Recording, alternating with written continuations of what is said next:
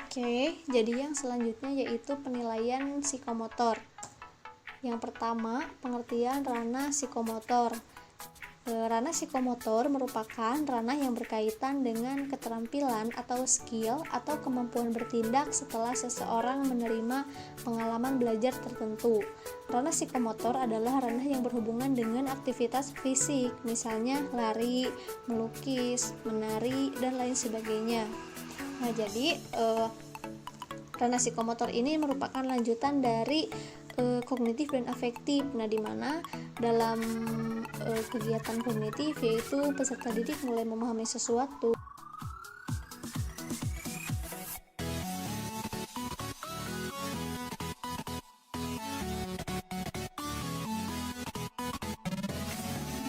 merealisasikan, mengaplikasikan kognitif dan afektif itu dalam bentuk kemampuan bertindak. Nah, jadi ketiga ranah tersebut tidak dapat dipisahkan satu sama lainnya.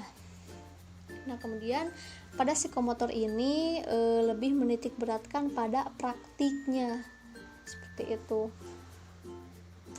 Nah, yang selanjutnya yaitu tahapan ranah psikomotor. Menurut Mardavi tahun 2003, keterampilan psikomotor ada 6 tahap, yaitu gerakan refleks, gerakan dasar, gerakan perseptual, gerakan fisik, gerakan terampil, dan komunikasi non-diskursif. Nah, yang pertama ada gerakan refleks. Nah, gerakan refleks adalah respons motorik atau gerak tanpa sadar. Contohnya menunduk, menggenggam, memegang, melompat, berjalan, menggerakkan sesuatu, dan lain sebagainya. Nah, jadi gerakan refleks ini merupakan gerakan tanpa sadar antara stimulus dan respons. Kemudian yang kedua yaitu gerakan dasar. Nah, gerakan dasar adalah gerakan yang mengarah pada keterampilan kompleks yang khusus. Jadi gerakan ini muncul tanpa latihan tapi dapat diperhalus melalui praktik gerakan terpola. Misalnya dalam kegiatan belajar, misalnya contoh gerakan yang tak berpindah yaitu membungkuk, merentang, menarik. Nah, kemudian contoh dalam gerakan berpindah seperti berjalan, berlari, maju perlahan-lahan. Kemudian contoh dalam gerakan manipulasi, nah yaitu dalam menyusun balok, menggunting, memegang atau melepas suatu objek. Nah, yang selanjutnya yaitu gerakan perseptual atau kemampuan perseptual. Nah, jadi kemampuan perseptual adalah kombinasi kemampuan kognitif dan motorik atau gerak. Misalnya mengulangi pola gerak tarian, membedakan berbagai tekstur dengan meraba. Nah, jadi pada gerakan atau kemampuan perseptual ini gerakan sudah lebih meningkat karena dibantu dengan kemampuan perseptual. Kemudian yang keempat yaitu gerakan fisik atau kemampuan fisik. Jadi kemampuan fisik adalah kemampuan untuk mengembangkan gerakan terampil. Nah, jadi gerakan fisik ini lebih efisien dan berkembang melalui kematangan fisik dan belajar. Misalnya menari, dari gerakan perseptual yang hanya mengulangi pola gerak tarian. Nah, dalam gerakan fisik ini jadi lebih belajar untuk menari. Terus contoh lain kegiatan memperkuat lengan, olahraga ya. Nah, yang selanjutnya yaitu gerakan terampil. Nah, gerakan terampil adalah mengontrol berbagai tingkat gerak terampil, tangkas, cekatan, melakukan gerakan yang sulit dan rumit atau kompleks. Nah, misalnya bermain piano, melakukan gerakan terampil berbagai cabang olahraga. Kemudian menari, dari yang awalnya jadi dalam gerakan terampil ini, misalnya dalam menari sudah lebih terampil, sudah lebih mahir. Dari yang awalnya gerakan perseptual itu mengulangi pola tarian, kemudian dalam gerakan fisik itu belajar proses belajarnya, dan dalam gerakan terampil jadi mahir dalam menari, seperti itu misalnya. Nah, yang terakhir yaitu gerakan non-diskursif atau komunikasi komunikasi non-diskursif adalah kemampuan berkomunikasi dengan menggunakan gerakan. Nah, jadi komunikasi non-diskursif ini yaitu mengkomunikasikan perasaan melalui gerakan, baik itu gerak estetik maupun gerak kreatif. Nah, misalnya ada bermain olahraga, keterampilan bermain drama atau acting, kemudian keterampilan olahraga tingkat tinggi. Nah, yang selanjutnya tahapan psikomotor itu ada menurut Dave tahun 1967. Nah, yang menyebutkan bahwa ada 5 tahap. Yang pertama yaitu imitasi, yang kedua manipulasi, yang ketiga presisi, yang keempat artikulasi, dan yang kelima naturalisasi. Nah, yang pertama yaitu imitasi. Imitasi adalah kemampuan melakukan kegiatan-kegiatan sederhana dan sama persis dengan yang dilihat atau diperhatikan sebelumnya. Nah, dalam imitasi atau P1 ini misalkan seorang peserta didik dapat mengulang pengucapan sebuah kata setelah gurunya mengucapkan sebelumnya. Seperti itu. Jadi ini lebih ke meniru. Nah, contoh lain misalkan siswa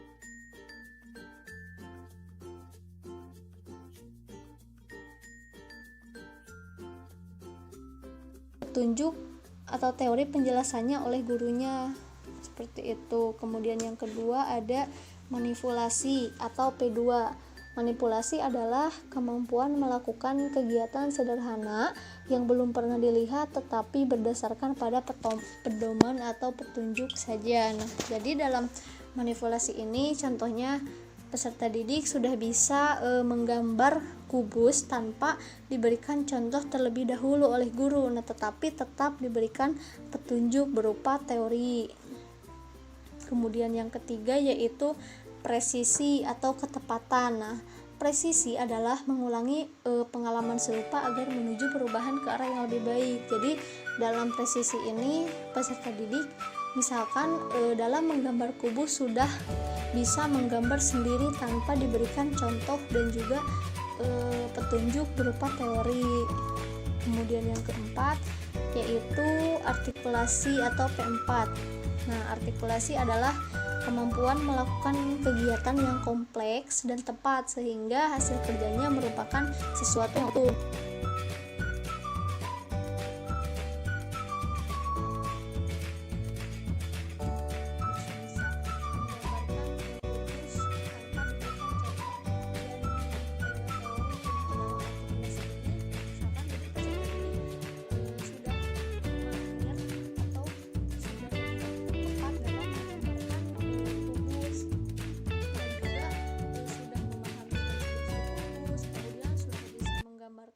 Jaring-jaring kubus, nah seperti itu, jadi lebih kompleks. Dan yang terakhir ada naturalisasi atau kelima. Nah, naturalisasi adalah kemampuan melakukan kegiatan secara refleks, yakni kegiatan yang melibatkan fisik sehingga efektivitas kerja lebih tinggi. Nah, dalam hal ini contohnya misalkan dari artikulasi siswa sudah mahir dalam menggambarkan kubus, kemudian menggambarkan jaring-jaring kubus. Dalam naturalisasi ini jadi siswa sudah bisa membuat bentuk fisik kubus tersebut dengan menggunakan misalkan dengan bahan-bahan yang kreatif yang bisa digunakan sebagai alat peraga untuk belajar.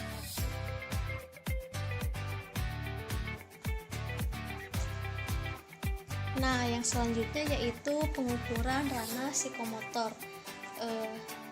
Menurut Ryan, cara menilai hasil psikomotor yaitu mencakup 3 hal. Nah, yang pertama yaitu pengamatan langsung dan penilaian tingkah laku peserta didik selama proses pembelajaran praktik berlangsung.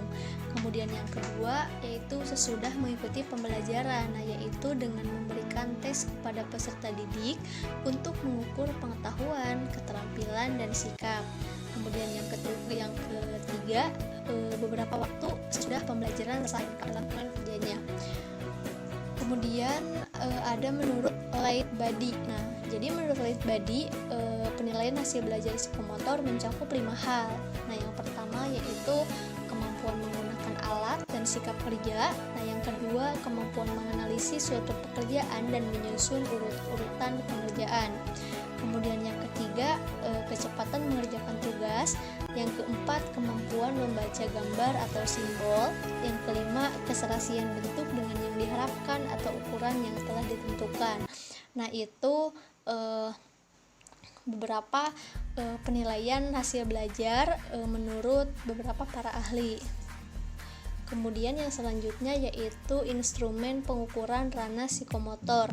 Nah, jadi pengukuran ranah psikomotor ini bisa menggunakan tes. Nah, tesnya berupa tes tulis, tes identifikasi, tes simulasi, atau tes unjuk rasa. Nah, yang pertama ada tes tertulis. Nah, jadi tes tertulis ini dilakukan seperti biasanya, seperti tes tertulis pada umumnya. Kemudian yang kedua ada tes identifikasi. Nah, untuk tes identifikasi ini lebih ditujukan untuk mengukur kemampuan peserta didik dalam mengidentifikasi suatu hal. Nah, misalnya menemukan sesuatu yang keliru, menemukan sesuatu yang kurang. Nah, seperti itu. Kemudian yang ketiga ada tes simulasi. Nah, untuk tes simulasi, jadi tes ini dilakukan jika tidak ada alat yang sesungguhnya yang dapat dipakai untuk memperagakan peserta didik. Sehingga jadi dengan adanya tes simulasi ini tetap dapat ada penilaian apakah peserta didik menguasai keterampilan tetapi dengan menggunakan bantuan peralatan tiruan atau simulasi. Kemudian yang keempat ada tes unjuk rasa. Nah, jadi tes unjuk rasa ini dilakukan dengan alat yang sesungguhnya atau praktik yang sesungguhnya, dan tujuannya yaitu untuk mengetahui apakah peserta didik menguasai atau terampil menggunakan alat tersebut. Nah, dan yang paling sering digunakan dalam pengukuran ranah psikomotor ini yaitu tes unjuk rasa atau praktik langsung. Seperti itu. Nah, yang selanjutnya yaitu penilaian ranah psikomotor. Penilaian psikomotor dapat dilakukan dengan menggunakan observasi atau pengamatan. Nah, lembar observasi adalah lembar yang digunakan untuk mengobservasi keberadaan suatu benda atau kemunculan aspek-aspek yang diamati. Nah, jadi dalam penilaian psikomotorik, observasi dilakukan untuk mengukur tingkah laku individu atau proses terjadinya suatu kegiatan yang dapat diamati. Nah, jadi observasi dapat mengukur atau menilai hasil dari proses psikomotorik. Nah, misalnya tingkah laku peserta didik saat praktik, kemudian kegiatan diskusi peserta didik, kemudian partisipasi peserta didik, kemudian penggunaan alat pada saat praktik. Nah, jadi penilaian psikomotorik dan observasi ini dilakukan saat proses kegiatan itu sedang berlangsung. Nah, tetapi dalam pelaksanaannya sebelum melakukan observasi ada beberapa hal yang perlu diperhatikan. Nah, jadi ada hal yang harus dipersiapkan, yaitu menyusun dulu kisi-kisi kriteria seperti apa nih yang mau diobservasi atau yang mau dinilai. Nah, kemudian membuat pedoman penilaiannya seperti apa. Nah, ini merupakan bagian dari lembar observasi. Nah, jadi lembar observasi ini dapat berbentuk daftar cek atau checklist atau skala penilaian atau rating scale. Nah, jadi psikomotorik yang diukur menggunakan alat ukur berupa skala penilaian terentang dari sangat baik, kurang, sangat baik, baik, kurang, dan tidak baik. Nah, jadi gradasi dalam skala penilaian atau rating scale biasanya maksimal 5. Nah, dan di sini contohnya yaitu ada skala penilaian terentang 4. Nah, jadi skala sangat baik itu gradasi skornya yaitu 4, kemudian baik itu 3, kurang itu 2, dan tidak baik itu 1.